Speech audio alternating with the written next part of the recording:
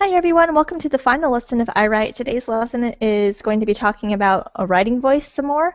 This is writing voice part 2. Last time we sort of covered the basics of a writing voice, discussing what is a writing voice and just in general how a writing voice is developed. Today I'm going to be giving you 3 tips that will help you take your regular writing voice and to try to make it sound a little bit more artistic, trying to have a little bit more fun with the words. So that is the focus of today's lesson. Let's go ahead and start off with our definition. What do I mean by an artistic writing voice?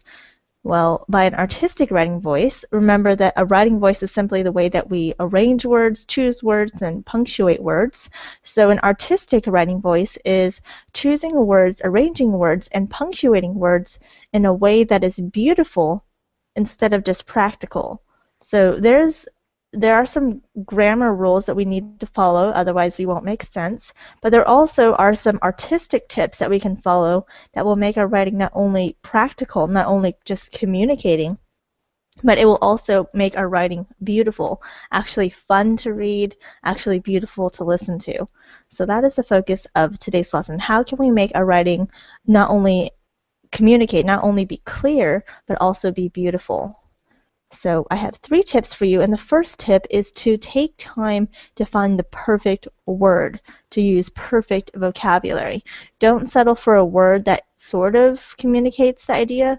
Really take time to find the perfect word. Sometimes you have a word sort of on the tip of your tongue. Take time to actually think through that and to maybe even consult a thesaurus or a dictionary to find that perfect word. Think of the exact feeling. Oh, here's a tip to how you can think of those exact words. So first of all, start off with a feeling. Think of an exact feeling that you want to create, an atmosphere you want to create with your writing, an impression you want to leave with your readers. So try to think of that first, and then take time to think of those exact words that will help create that feeling. So don't just write something and then afterwards look back and say, oh, that kind of makes me feel sad. Start off with the feeling. If you want to make your readers sad, then take time to find the exact words that will create that feeling. And I'd also encourage you to write with your gut, and by that I mean don't just write with your brain. Don't just think of logical words. Sometimes you have this idea and it's inside of you and you're wanting to express it, and it takes a lot more work to put those feelings and those ideas into words, because the more like they're in your gut. They're like feelings. They're like I don't know. It's kind of hard to define. Like emotions. They're just like ideas that haven't yet formed into words. So take time to think of those perfect words and to find the vocabulary words that you want. Now I have an example here. When I was little, I really liked it when it was a hot summer day and I would fall asleep to the sound of the fans blowing and I could smell like the summer air, and that just has a really happy feeling in my memory. Now I wanted to create some sentences that sort of captured that feeling. So first of all, I thought of the feeling, and now I took time to actually think of the words that would create that feeling. And this took me a long time. It's only 2 sentences, but it took me probably about 7 or 8 minutes. So it definitely takes some more time to write on this higher level. So this is what I came up with. It says, the whirling fan sweeps the cool, sweet air into my bedroom, stuffing the stale air into the hallway. The air smells of lawn sprinklers, freshly cut grass, and wilted blackberries. So I don't know about you, but for me, that kind of brings back those pleasant memories. So in summary, take time to find those perfect words. Start off with a feeling. Take time to pinpoint the exact words, and then write with your gut. So that's tip 1. Tip 2 is to use words creatively. So words can be practical. They can tell you things that happen. We drove to the store. That communicates information. It's very informative. It's very practical. But words can also be beautiful and creative. So says here, throw your readers off balance by using a word in a completely new way.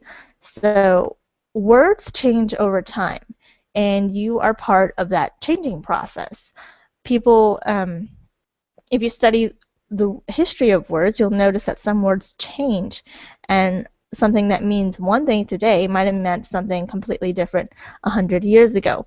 So we have the freedom to use words in a slightly different way. Now, of course, we can't change all of the words or change a word too drastically, but language is not something that that is unchangeable. It's more something that changes as people change. So don't be afraid to use words in a creative new way. And this is actually really interesting because it makes your readers stop and think for a little bit. And when they stop and think about your writing a little bit, they'll slow down and they'll appreciate and enjoy your writing more. So it's good to use words slightly in a slightly different way. So think outside the box. And I have an example here. This is just talking about how a bus goes over a speed bump. So really boring. I could just write the bus went over the speed bump. But that would be really boring. So this is what I came up with. Hopefully you can figure out where I was using a word in a little bit new way. Instead of slowing down as he approached the speed bump, the driver hit the accelerator, causing everyone to jump in their seat like a bus-wide hiccup. So hopefully you noticed that the last word was kind of a little different word. Most of the time you don't talk about people jumping in their seat as a hiccup, but when I was thinking about it, it kind of looks like a hiccup when everyone jumps in their seat. So I use that word in a slightly new way. So all of you are becoming more advanced writers and you have a larger vocabulary. Don't be afraid to use a word in a slightly new way. You can play with words. Words are meant to have fun with. So they're not just something for you to memorize and to spit out like a machine. There's something for you to have fun with and use creatively. So tip 2, use words creatively. My final tip that I want to share with you is this. Be confident and risky in your writing. Don't be timid. You all aren't first graders. You all have a larger vocabulary, as I just mentioned. You've been studying grammar. You know how to write a good sentence. You can be confident in your writing. You can take some risks. So as we were talking about earlier, sometimes you'll get an idea in your mind or a feeling in your mind, and you might think of a kind of a very good way of describing that, but it's a little bit wacky, a little bit weird, and you're wondering, should I really go for that, or should I just play it safe and just describe it using normal vocabulary? I would encourage you just to go for it. Be risky. Be confident in your skills and your ideas, and just go for it. I wrote on the screen, combine weird words. So if you can think of a weird word combination that really pinpoints the meaning that you want, that really creates the image in your reader's mind that you want, go for it. Put wasabi on your hot dog and mustard on your sushi. If that's what you want, that's your idea, just go for it. Your writing is not a life or death decision. So if you choose the wrong adjective, the worst that can happen is I'll say, hey, you know what? That didn't really work. Why don't you try something else? And you're still alive. Nothing bad happened. So don't treat writing like a life or death situation. Go ahead and take a little bit of risk. There really isn't that much risk involved. And lastly, I wrote here, it's better to try and fail. So it's better to go all out and fail than just to sort of try and fail anyway because you didn't really try. It's like if you're doing track and there's a hurdle to run over and you think, I can never clear that hurdle. Well, you might as well try, because if you don't try, you're of course going to fail. And if you run up to the hurdle and half-heartedly jump over, you're probably going to get hurt way worse and look way sillier than if you just tried, and if you fell over anyway, everyone would say, well, nice try. Versus if you ran up to it or walked up to it and just made yourself look like a fool. So it's better to try and fail than to try half-heartedly and fail anyway. So be confident and risky in your writing. So I have an example here. Actually, I'm going to pull up our worksheet for today,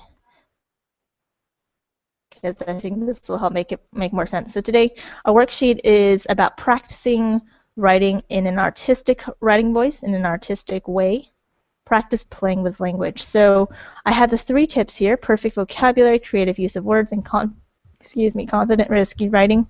And I just have a prompt here. and then I would like you to try writing artistically. So for the first box here, it says to describe the feeling you get when your bare foot touches the cold floor early in the morning.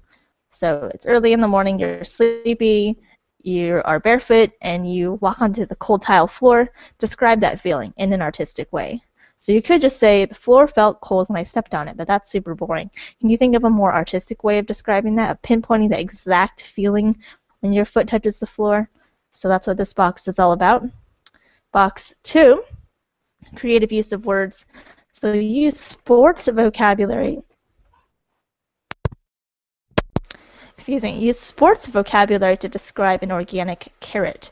So sports and organic carrots don't really go together in my mind, so you're going to have to use a lot of creativity to use sports vocabulary. So you could talk about carrots in maybe soccer terms and basketball terms, whatever sport you like. Try to describe that carrot using some sports vocabulary. So this is a clear but kind of boring description. Can you think of something a little more artistic, a little bit more fun, a little bit more creative? Now here's the part that I wanted to show you. The third tip was confident, risky writing, and the prompt is to describe a summer day in a way that no one else has ever described it. So look at the sky, think about the sky. How could you describe that in a truly original way? This is kind of a boring way. The summer sky was blue and bright, making me squint. Okay, that describes the sky, but it's not really original. Can you think of a way of describing the sky that no one else has ever done before? And that's what I tried to do here. So I thought, hey, the sky is blue, jeans are blue. What if I were to describe the sky as jeans or as denim? So this is what I came up with. The denim sky was beginning to fray on the eastern horizon, giving way to a ragged army of bleach white clouds. So that's truly original. I don't think I've ever read the sky being called a denim sky, but it's very fun and it's a little bit risky. I'm not holding back. It's just a fun. I was having a lot of fun writing that. So when you are completing this worksheet, go ahead and have fun. Don't copy me. Try to think of your own original way of describing the sky. And in all your other writing, just remember to be confident and to take risks. So one more thing on this worksheet while we were talking about it, I also have 2 little boxes here, and this is for when you write your 8-sentence story. Some other tips that will help make your writing more artistic is by varying the punctuation and varying the syntax. So if you have every sentence start with a capital letter, you have some words, then you have a comma, more words, period, and then you have the next sentence, capital letter, words, comma, more words, period. Next sentence, capital letter, words, comma, more words, period. It just gets kind of boring. So use some semicolons, use a series of commas, use a short sentence, use different syntax. So like use a short sentence, have a really long sentence, have a sentence that begins with an adverb, have a sentence that begins with a long prepositional phrase, kind of change things around. I like to think of syntax like puzzle pieces. If you have all the same puzzle piece and you try to stick the pieces together but they're all shaped exactly the same way, they're really not going to flow together nicely, are they? You need to have a little bit different pieces. Each sentence needs to be slightly different so that it connects with the previous sentence and flows with the whole story. So change things around a little bit, and those little changes in punctuation and syntax will help make your writing flow and make it interesting. So that is what the worksheet is all about, and I hope you enjoyed that example. So in summary, there are 3 tips that I shared with you today. Not all of these tips will be useful for every single writing assignment, but they are definitely something that you want to keep in mind if you're trying to make your writing voice sound a little bit more artistic. Okay, assignments for today. Watch the video lesson, complete the writing voice worksheet that we just talked about, and then write an 8-sentence story about an everyday moment. So something that you do every day. It could be brushing your teeth, it could be watering the lawn, it could be driving to baseball practice. It could be anything like that. An everyday moment, but please use an artistic writing voice. So don't describe it, even if it's kind of a boring thing, don't describe it in a boring way. Try to describe it with creativity and in an artistic way. As you saw from the previous slide, you might think that describing a summer sky is kind of a boring thing to describe, but you can have a lot of fun even with everyday things. So have a lot of fun, and this will force you to really think artistically. If you talk about an everyday moment in an everyday way, it will be a very everyday kind of story. So this will really force you and test how well you can be creative and how well you can write in an artistic. Fourthly, please post your work and leave 2 comments, and then submit your progress report. In summary, we talked a lot about artistic voice today, not just how an artistic voice is developed or basic things about an artistic voice, but really try to think of some practical ways we can make our voice, our writing voice, sound a little bit more professional, a little bit more artistic. And by doing that, or in order to do that, we need to pay attention to how we write, not just what we write. So it's good to be practical, it's good to be clear, it's good to choose interesting things to talk about, but it's also really good to pay attention to how we write and make sure that our writing is not only practical, but creative and beautiful. And also, I would just encourage you to have fun with words, play with words. Don't think of words as math. There is kind of a grammatical aspect to writing, but it's also just there to have fun with. Words, you can be creative with them, you can be specific, as we talked about, choosing the perfect word for that sentence, and also just be confident. Be confident as you play with words, arranging them in new ways, thinking of new ideas. They're there for you to play with. Alright, so this wraps up Lesson 6, Writing Voice Part 2. If you have any questions, please let me know.